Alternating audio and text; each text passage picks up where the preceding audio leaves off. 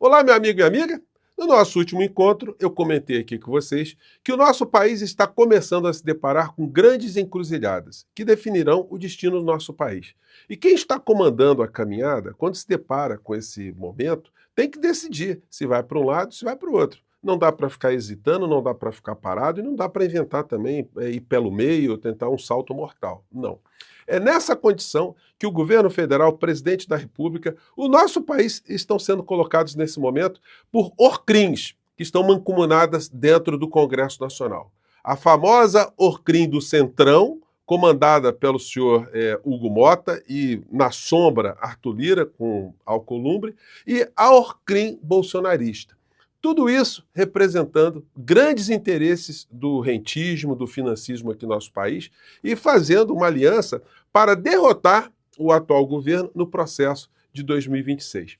Felizmente, as tomadas de consciências no campo progressista começam a ficar mais evidentes. E eu vou mostrar aqui para vocês algumas falas muito importantes, um texto também muito importante, ao mesmo tempo em que a ORCRIN, comandada pela figura do inelegível, está cada vez mais perto da papuda. Eles estão aí esperneando, vão tentar mais alguns atos, mas a cada instante a racionalidade que nosso país percebe que esse fantoche, esse boneco do posto, esse genocida, ele simplesmente se serviu ou serviu a esses grupos econômicos que agora estão se reorganizando numa outra direção, né? Bom, vou conversar com vocês sobre o que está acontecendo, mas é sempre fundamental convidar você que está chegando agora ao nosso portal, ainda não é inscrito e não nos conhecia, para que você se engaje aqui conosco, se inscreva aqui no nosso portal, conheça o nosso clube de membros, se você puder prestigie também. Nunca se esqueça de dar o seu joinha, mande seu comentário e compartilhe ao máximo os nossos encontros aqui, tá legal? São formas de você ajudar que mais pessoas venham participar dos debates aqui no nosso país, né?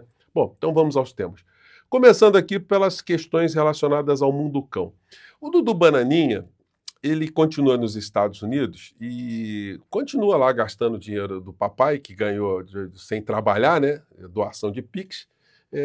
Pix que foram dados ali por pessoas que fazem parte de uma espécie de seita, né? A pessoa dá um dinheiro ali para uma pessoa que é um desqualificado, é um criminoso, é um vagabundo, porque é tudo isso que a figura é.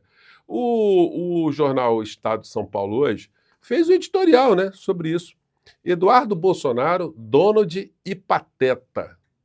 Filho de Bolsonaro amarga exílio, entre aspas, nos Estados Unidos, que inclui passeio na Disney, participação em rodeio e hospedagem luxuosa. É assim que ele pretende denunciar uma suposta ditadura no Brasil.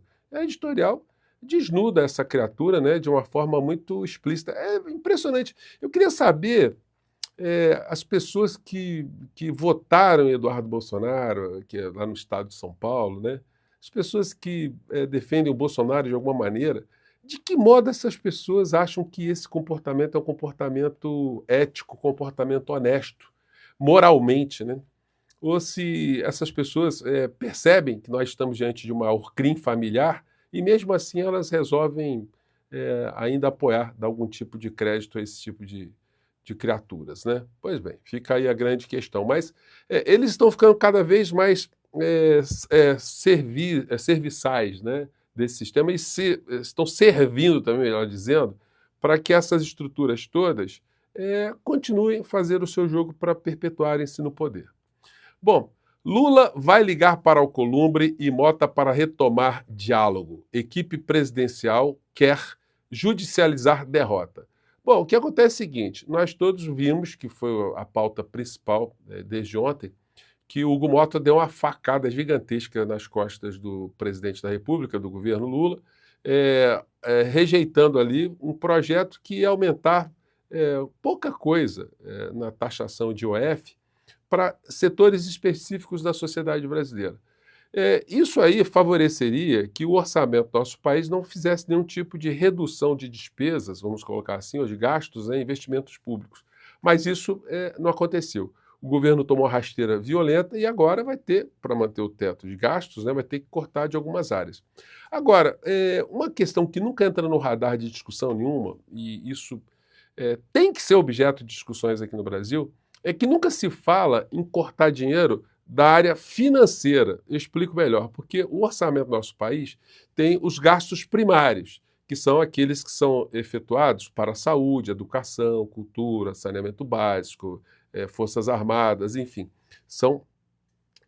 É uma parcela do orçamento que tem ali uma destinação concreta. A grande parcela que vai para custos financeiros, ou seja, para pagar juros, ninguém questiona isso. E é o que puxa mais dinheiro do orçamento do povo brasileiro. Gente que viaja mundo afora vê nações com muito menos capacidades, muito menos estruturas, muito menos riquezas do que o Brasil, riquezas naturais, terem um desenvolvimento muito maior. O que acontece do Brasil ter preços de países que têm uma moeda muito mais forte? A gente acaba pagando em dólar aqui dentro, tarifa de energia elétrica, combustível, água, saneamento, tudo, transporte, telefonia, ganhando muito menos, tendo um salário muito mais baixo, uma moeda muito mais fraca. É óbvio que quando esses preços são ajustados dessa forma, os grandes grupos internacionais que têm participação na economia aqui do Brasil é que se dão bem. Eles nunca tomam prejuízo, eles estão cada vez mais abocanhando parcelas maiores do Estado brasileiro e, portanto, do povo brasileiro que acaba pagando por esses serviços todos, né? Então, isso é uma coisa espantosa. Como é que o orçamento do nosso país pega a grande parcela para o setor financeiro e não para o famoso gasto primário, né? O orçamento primário. Então, a gente fica sempre aqui no Brasil discutindo miséria. Sempre tapando 4 garrafas com 3 rolhas, e às vezes com 2 rolhas, né? Fazendo que nem aqueles números de acrobacias antigos, né? Que existiam, que dos chineses ficavam girando pratinhos, assim, vários pratinhos, né? Enquanto o pratinho está quase cambaleando, ele corre lá da ponta, gira mais um pouquinho. Então, o papel que o governo acaba ficando preso é nesse tipo de perspectiva, né? Aí tem uma coluna muito interessante do GGN, da coluna do Luiz Nassif, que eu pretendo aqui entrevistar aqui no nosso portal em breve. Começou o cerco total ao governo Lula, por Luiz Nassif. A marcha da insensatez avança. Ou setores racionais se dão conta dos riscos que o país corre, ou será muito tarde para conter o desmonte. E aí vou ler só uns trechinhos aqui desse texto do Nassif. A decisão do presidente da Câmara, Hugo Mota, de colocar em votação o PDL do IOF, sem sequer alertar o governo, é o dia D do golpe parlamentar. Não se trata mais de um jogo de perde-ganha, de toma lá da cá, no qual o Congresso mostra suas armas e chama o Executivo para conversar. Se não é isso, o que resta?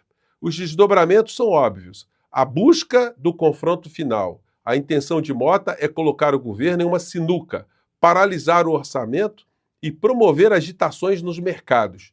Tudo isso tendo em vista 2026. Como a audácia do Congresso cresce exponencialmente a cada vitória, não se surpreenda se os desdobramentos incluírem reformas constitucionais capazes de consolidar a disfuncionalidade do sistema político. Ou seja, se continuarmos nessa lógica, está arriscado o Centrão com o bolsonarismo aprovarem mais uma emenda constitucional, goela abaixo do povo brasileiro, criando mais dificuldades e vendendo a preços de banana o que ainda resta no nosso país, né? E aí o seguinte, ele faz aqui uma fala muito interessante nesse parágrafo. Há várias críticas ao governo Lula, mas ele representa o último sopro de racionalidade na política brasileira. A última cidadela contra a invasão dos bárbaros. Há um processo de reconstrução das políticas públicas, em ritmo inferior ao da ansiedade geral, mas preservando os pontos centrais de racionalidade.